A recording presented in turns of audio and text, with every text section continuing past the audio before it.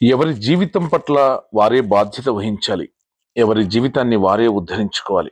అందుకే భగవద్గీతలో గొప్ప శ్లోకం ఉంది. ఉద్ధరేదాత్మనాత్మానం ఆత్మానమవసాదయేత్ ఆత్మైవ హ్యాత్మనో బంధుః ఆత్మైవ రిపురాత్మనః. భూతకాలాన్ని భవిష్యత్తును అంటిపెట్టుకున్నంత కాలం మీరు స్వేచ్ఛగా జీవించలేరు. ఈ ప్రస్తుతంలో ప్రవహిస్తున్న జీవితాన్ని ఆస్వాదించగలిగినప్పుడే ఆనందంతో ఉండగలుగుతారు. ఈ క్షణంలోని మీ ఆలోచనలే భవిష్యత్తును ఎప్పటికప్పుడు పునర్నిర్మిస్తుంటాయి. భవిష్యత్తులో సంభవించే భౌతిక జీవిత అనుభవాల గురించి సంఘర్షణకు లోను కాకుండా,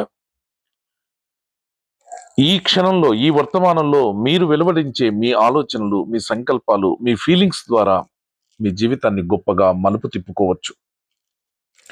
ఈ క్షణాన్ని ఆస్వాదించకుండా రేపటి కోసం నిరీక్షించడం వల్ల మనశ్శాంతిని కోల్పోవడం జరుగుతుంది. ఈ వర్తమానంలోని ఆలోచనలు, ఫీలింగ్స్, ఎమోషన్స్ వల్ల రేపు ఎన్నో మార్పులు చోటు చేసుకోవచ్చు. రేపటి రోజున అద్భుతాలు జరగవచ్చు. కాబట్టి వర్తమానంలోని జీవిత అనుభవాలను సంపూర్ణంగా విశ్వసించి అంతా మీ మంచికి అనే భావనతో, ఎరుకతో సంతృప్తికంగా జీవించడం నేర్చుకోండి. మీ జీవితంలో మీరు అద్భుతమైనటువంటి అవకాశాలను అందిపుచ్చుకుంటారు. మీరు ఒక లక్ష్యాన్ని పెట్టుకుని ఆ లక్ష్యాన్ని చేరడానికి చిత్తశుద్ధితో పరిశ్రమించినప్పటికీ చేరలేకపోతే దాని వలన బాధపడవలసిన అవసరం లేదు. చిత్తశుద్ధితో పరిశ్రమ చేసిన వాడు ఒకనాడు కాకపోతే ఒకనాడు విజయాన్ని సాధిస్తాడు.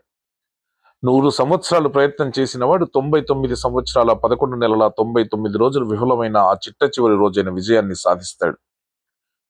తప్పకుండా జీవితం అంతా వైఫల్యం అనేది ఉండదు.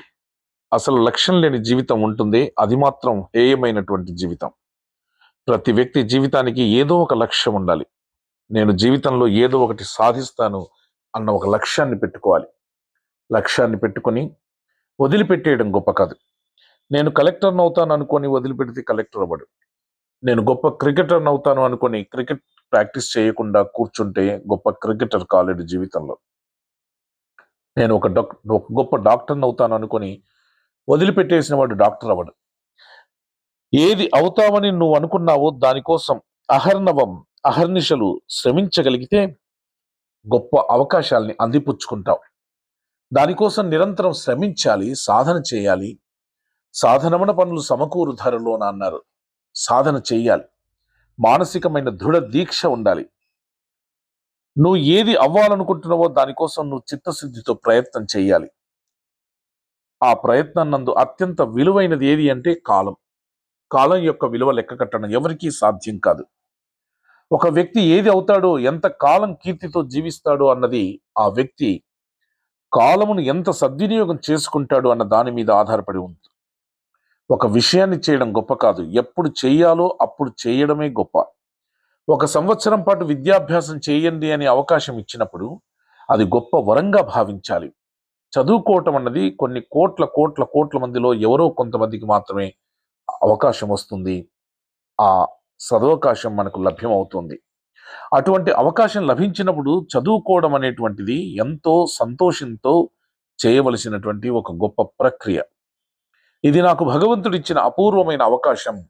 ఈ విద్యార్థి దశలో నాకు ఏ ప్రతిబంధకాలు లేవు. హాయిగా నేను ఎన్ని పుస్తకాలైనా చదువుకోవచ్చు. ఒక్కసారి చదివితే రాని విషయాన్ని 2 సార్లు చదివితే వస్తుంది. 2 సార్లు చదివితే రాని విషయం 3 సార్లు చదివితే వస్తుంది. 3 సార్లు చదివితే రాని వాడికి 10 మార్లు చదివితే వస్తుంది. అంతేగాని 10 మార్లు చదవడానికి బద్ధకమైతే, కాలాన్ని సద్వినియోగం పరుచుకోలేకపోతే, చేత కాకపోతే ఆ వ్యక్తి కాలం నందు శాశ్వతమైన కీర్తిని సముపార్జించిన వాడు ఎన్నటికీ కాలేడు. కాలాన్ని సద్వినియోగం చేసుకోవడం రావాలి. మ్యారిస్ ఈ గుడ్ మ్యాన్ అని ఆయన ఒక గొప్ప పుస్తకం రాశారు, ద మిరాకిల్ మ్యాన్. అందులో ఆయన ఒక అద్భుతమైన విషయాన్ని చెప్పాడు.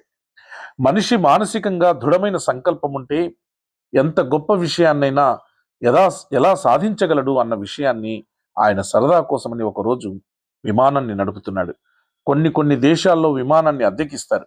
1 గంటో 2 గంటలో ఆకాశంలో అలా తిరగడానికి. ఆ విమానం అన్ని విధాల యోగ్యమైనదే, బాగా పనిచేస్తున్నది. కానీ అకస్మాత్తుగా విమానం ఎగరడానికి ఏ ప్రధాన సాధనమైతే పని చేయాలో అది పని చేయకుండా మానేసింది. ఆ విమానం కింద పడిపోతుంది. కింద పడిపోతున్న విమానాన్ని అత్యవసరంగా ఏదైనా ఒక చోట విమానాశ్రయంలో దింపేటటువంటి ప్రయత్నం చేశాడు ఆ మ్యారిస్ గుడ్ మ్యాన్ అన్న ఆయన. ఆ ప్రయత్నం చేయడంలో ఆ విమానం కిందకు వస్తూ విద్యుత్ యుగలకు తగలగానే విమానం కింద పడిపోయింది. కింద పడిపోయి వ్యవస్థ అంతా చెడిపోయి ముక్కలు ముక్కలుగా విరిగిపోయింది విమానం. ఆ విరిగిపోవడంతో అందులో ఒక్కడే ఉన్న ఆ విమానాన్ని నడుపుతున్న మ్యారిస్ గుడ్ మ్యాన్ వెన్నుపాము విరిగిపోయింది. అయినా మొక్కవోని ధైర్యంతో ఆత్మవిశ్వాసంతో అతను ఎంతో దృఢమైనటువంటి చిత్తంతో ఉన్నాడు. ఆయన బ్రతికున్న ఎందుకు పనికిరాని వాడైపోయాడు. హాస్పిటల్కి తీసుకెళ్లారు. వైద్యులు అన్నారు, ఇతను కనురెప్ప వేయగలడు, కనురెప్ప తీయగలడు, ఇంకేమి చేయలేడు, ఆయన ఊపిరి కూడా ఆయన తీసుకోలేడు కనుక ఆయనకి ప్రాణాపాయం ఉంది. ఆయన ప్రాణవాయువుని కృత్రికంగా ఇవ్వాలి, ఆక్సిజన్ పెట్టాలి. ఆయన తినలేడు కనుక శరీరం నిలబడటానికి ఆయనకి నిరంతరం శక్తినిచ్చే పదార్థాలను ఎక్కిస్తూ ఉండాలి తప్పించి కనురెప్ప తీసి కనురెప్ప ఎత్తడానికి మినహాయించి ఆయన ఎందుకు పనికిరాడు, బ్రతికున్నంత కాలం ఇలాగే ఉండాలి అంటున్నారు. అది ఆయనకు వినపడుతుంది. ఆయన మనస్సులో తీవ్రమైన సంకల్పం చేశాడు. డాక్టర్లు నేను బ్రతికినంత కాలం ఇలాగే ఉండాలని అంటున్నారు, నేను అధైర్యపడను, నేను సాధిస్తాను, నేను ఖచ్చితంగా 1 సంవత్సరం కాలం లోపల పరమ ఆరోగ్యవంతంగా, శక్తివంతంగా, దృఢంగా నా శరీరాన్ని నేను తయారు చేసుకుంటాను. పూర్వం ఎలా నడిచి వెళ్ళిపోయేవాన్నో అలా నడుచుకుంటూ ఇంటికి వెళ్ళిపోతాను అని నిర్ణయం తీసుకొని కఠోరమైనటువంటి సాధనతో మొదలుపెట్టాడు. కొద్ది వారాలు అయ్యేసరికి ప్రాణవాయువును తొలగిస్తే తనంత తాను ఊపిరి తీసుకోవడం మొదలుపెట్టాడు. తర్వాత పరిశ్రమ చేసి సంకల్ప బలంతో, ఉత్సాహంతో ఆరోగ్యాన్ని కొని తెచ్చుకొని ఆహారం తీసుకోవడం మొదలుపెట్టాడు. ఖచ్చితంగా 1 సంవత్సరం పూర్తయ్యేసరికి అతను పెట్టుకున్న రోజున ఆసుపత్రి నుంచి నడిచి ఇంటికి వెళ్ళిపోయాడు. అనితర సాధ్యమైన విషయాన్ని సాధించాడు. ఏ వైద్యులు ఈ వ్యక్తి కనురెప్ప వేసి కనురెప్ప ఎత్తడానికి కూడా పనికిరాడని చెప్పారు, పక్కన నిలబడిన వాళ్ళు అందరూ కూడా ఇంకా నువ్వు నడవటానికి పనికిరావు, నడవలేవు, లేవలేవు, కూర్చోలేవు, పడుకోలేవు, ఊపిరి తీయలేవు అని చెప్పారు. అంతమందిని నిరుత్సాహపరుస్తూ మాట్లాడుతూ ఉండగా లోపల సంకల్ప బలంతో అతనొక్కడే అద్వితీయమైన రీతిలో సాధించి ఇంటికి వెళ్ళాడు. ఇది ఎప్పుడో జరిగిన సంఘటన కాదు, 1981 సంవత్సరంలో జరిగింది. అంటే ఒక వ్యక్తికి సంకల్పమందు తీవ్రమైన ఇచ్ఛ ఉండాలి, వాంఛ ఉండాలి, బలమైన కోరిక ఉండాలి.